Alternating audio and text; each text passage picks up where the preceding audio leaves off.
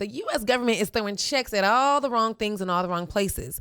Plus, we're going to discuss the qualifying contenders for Georgia's gubernatorial and senator race up next. Keep it locked, but we're about to get into this mix. Yes, we're about to get into this mix. Shout out to all of the independent ladies in the mix. If you want to be in the mix, send your music, all right? www.nightmareradioshow.com, and we will select you if you file.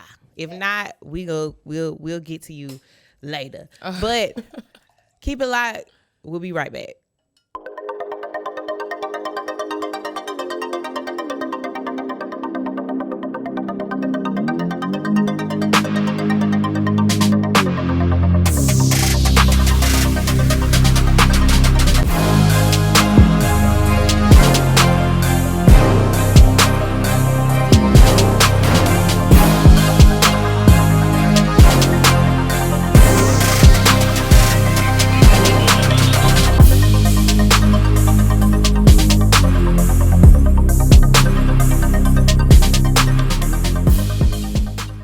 All right, so last week wrapped up qualifying week here in the state of Georgia, and we have the official contenders for the upcoming gubernatorial and senator race. So, of course, Auntie Stacey Abrams is the only candidate on the Democratic ticket for Georgia's governor race. Mm-hmm. That's a great thing. Now, meanwhile, across the aisle, the Republican ticket is pretty crowded with incumbent Governor Brian Kemp leading the pack, and alongside Kemp is former Georgia Senator Sonny Perdue, which we've talked about before. He boasts the backing of David. I'm sorry, David. Did I say Sonny? Yeah. And I wrote Sonny too. David Perdue. Thank you. And he is backing the endorsement of Donald Trump. He is. Well, Donald Trump endorsed him. Yeah, that's what I'm saying.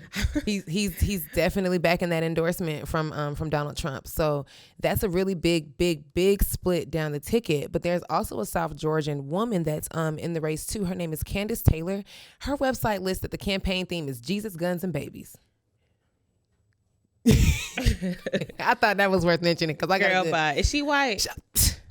Jesus, guns, and babies. Jesus, guns, and babies. Yes. And she actually ran in the open Senate election in 2020 for the seat eventually run by the Rev, Senator Warnock. Whose seat is up for grabs again. Absolutely. So moving into, before I get there, Shane Hazel, who was a libertarian, and Al Bartel, who was running independent, are also on the primary ballot for the governor's spot. Okay. Now, getting back to the Rev, he is working hard to defend his seat against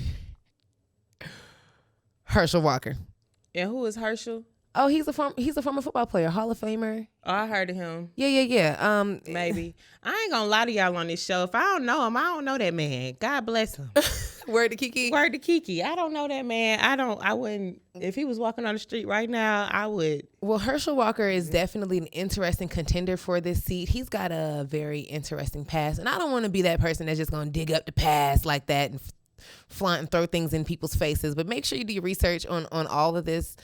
He's running on the Republican ticket, so we want to see the Reverend stay where he's at. So the representation does matter. Now, representation matters across the board, whether you're Democratic, Republican, Independent, Libertarian, whoever. We want to see people like us in the seats that matter, but we want to see people like us that are going to have our best interests. Yeah, because Marjorie Taylor Greene, she wasting good government dollars by taking up space in the House. Yeah, and so sometimes I got time for her. Sometimes we just get so wrapped up in seeing one of our cousins on the ballot that we just don't know where the chips may fall. So I want you all to do your research. I was going to take the time to take a few shots at Herschel Walker, but I'm not going to do that. Be good. Exactly. Good job. So just to remind you all, the general election primaries is May 24th. Okay. And that will determine who's on the ballot. Right. And then there's a subsequent election that happens in June. I believe it's a special election, June 21st.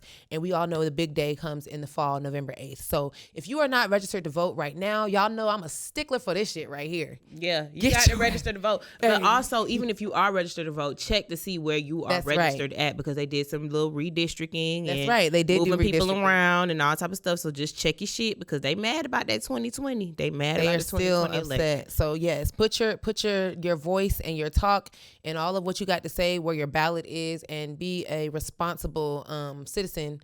And do what you need to do. You know what I'm saying? sos.myga.gov. Check it. All right. Okay. So The government is spending money on everything but canceling these damn student loans, and I am pissed about it. Okay, so they recently just signed a new bill. The bill was for $1.5 trillion. This was to stop the government from shutting down, right? In that bill was $13.6 billion that they sent to Ukraine to help them fight Russia. Hold on, wait 1 second, because maybe he thought that we was what? All of this. Where they get $13.6 billion from? They printed it. Mind you, COVID-19 is not over, and it's going wild in China where it all popped off. They just have all entered a shutdown because one of the Omicron variants is running rampant in China. But we don't have any funding anymore for COVID-19 treatments and vaccines and tests. That funding is going to be, well, I apologize.